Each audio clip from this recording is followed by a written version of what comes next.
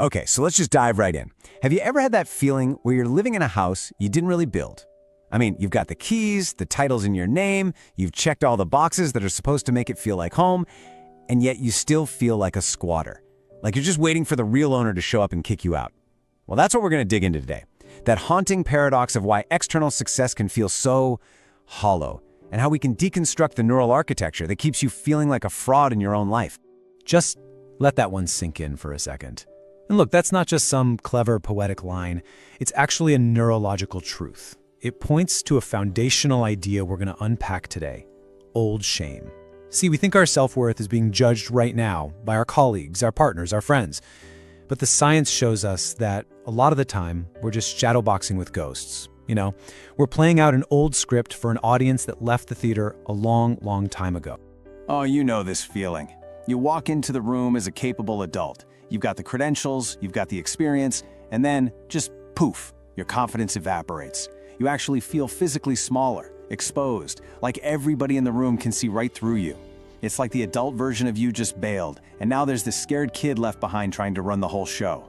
This is not a personal failure. This is not a flaw in your character. What's happening here is a very specific neurological event. So let's give this feeling a name. It's a neural flashback. And this is so important because it completely reframes the experience. You aren't being irrational. You're not weak. Your brain is just running an old, deeply embedded program. You're not actually reacting to the PowerPoint slide that's in front of you. You're reacting to a core belief about yourself, a kind of self-schema that was coded into your brain when you were young and vulnerable and just trying to make sense of the world. So, how does this actually happen? How does one little comment from your boss send you into a complete shame spiral? Well, it's because your brain, which is this magnificent pattern recognition machine, has built a filter. During those critical periods of your childhood, it was working overtime to build this thing, a kind of operating system for your social survival. So let's take a look at how that system got built in the first place. Your brain created what we can call neural blueprints. These are the absolute bedrock beliefs about your value. And they were formed as answers to the single most important question for any child. What do I have to be to stay safe and loved? You know? If you were only ever praised for getting perfect grades, maybe the blueprint became, I am only valuable when I am perfect. If you were only noticed when you were the funny one, the class clown, the blueprint becomes, my needs don't matter unless I'm performing for other people. These aren't just memories. These are the architectural plans for your identity. And this right here is where it all comes together. Those individual blueprints, they don't just exist on their own. They get assembled into this complex, totally automatic system, the worth filter circuit. Think of it like the lens on a camera, a lens that was ground and polished when you were a kid. Now, every single piece of information from the outside world, every comment, every look, every success, every failure, it all has to pass through this very specific lens before your brain processes it. And because that lens was shaped by old survival rules, it distorts your present-day reality to match your past. Okay, so let's trace an experience through this circuit, step by step. Stage 1 is the stimulus. Your boss says, hey, this is a good B+ effort, a really solid foundation. Now, a secure brain hears, good job, room to grow. But your brain immediately jumps to stage 2, the archive search. Your brain frantically scans its files and pulls up a perfect match, that memory of showing your parents a test with a 94 on it and seeing that little flicker of disappointment. And bam, that triggers stage 3, the DMN hijack. Your default mode network, the part of your brain that handles your self-story, takes that old feeling of not good enough and just slaps it right on top of the B+ feedback. Suddenly, this isn't about the project. It's about you. And finally, stage 4, physiological reinforcement. Your body gets the message. Your chest gets tight, your stomach drops. You are physically experiencing shame, which basically confirms to your brain that its interpretation must be right. The old wound is now present-day truth. And this just brilliantly captures the result of that whole circuit, right? You think you're making decisions and having feelings based on your current reality, but neurologically, you're trapped. You're reacting to old data, old threats, old rules. You're just caught in this recursive loop, experiencing the emotional reality of a past year over and over again, just projected onto the screen of your present life. Now, the logical question is why? Why would our incredibly sophisticated brains cling to a painful, negative story that just makes us miserable? It seems completely self-destructive. But what if I told you this isn't a bug in your system? It's actually a feature. It's a survival strategy that has simply outlived its usefulness. The really deep-seated reason is a concept called social rank preservation. For our ancestors, getting exiled from the tribe, well, that was a death sentence.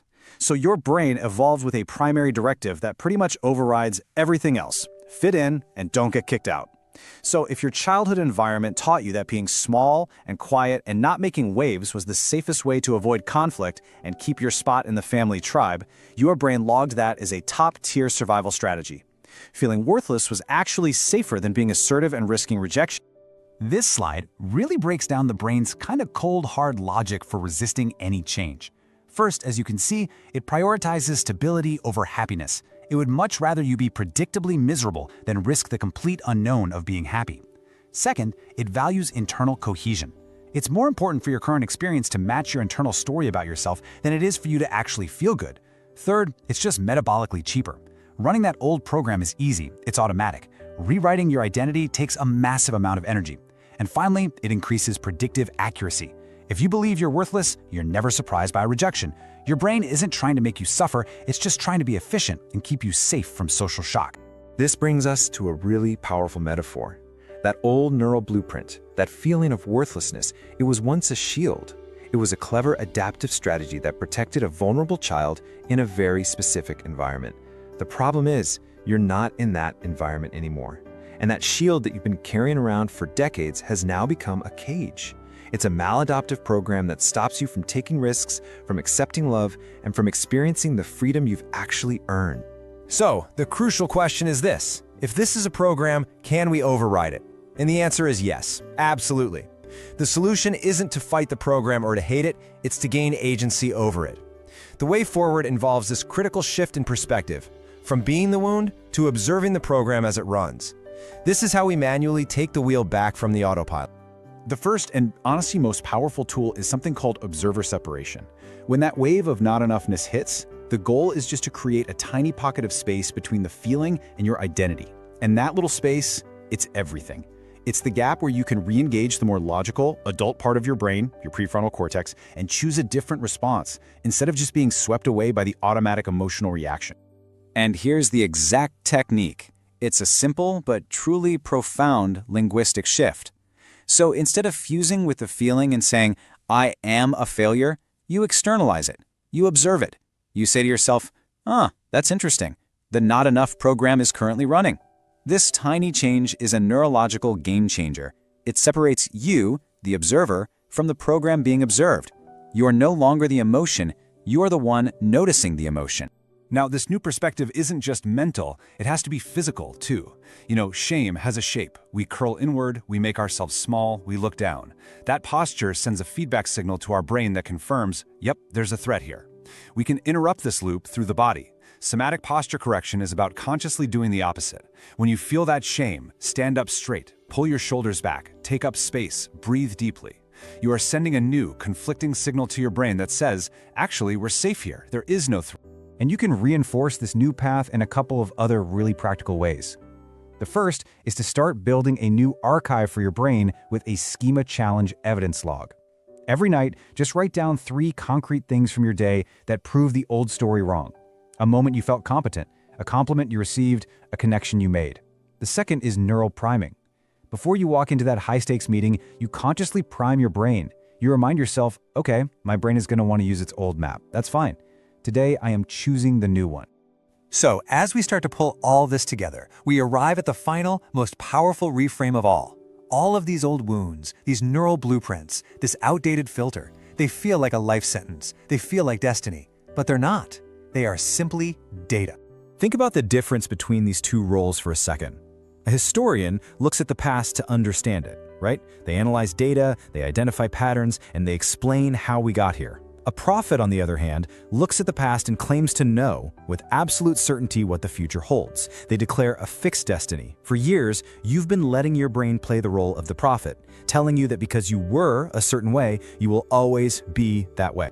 And that's the ultimate truth of this entire process. Your brain is a historian, not a prophet. Those old wounds are just data points in an archive. They tell the incredible story of how you survived, but they do not have the power to write the story of who you are becoming. You, the adult in the room, right now, get to decide which data is relevant today. So, what's the big takeaway from all of this? For so long, we try to fix the reflection. We scramble to achieve more, to be better, to prove that reflection wrong, just hoping that one day we'll look in the mirror and finally see someone worthy. But you can't fix a distorted reflection by changing the person. you have to change the lens through which you're looking. Your worth isn't something you find in the mirror, it's something you build in the lens. And the real question now is, what new blueprint will you choose to design today?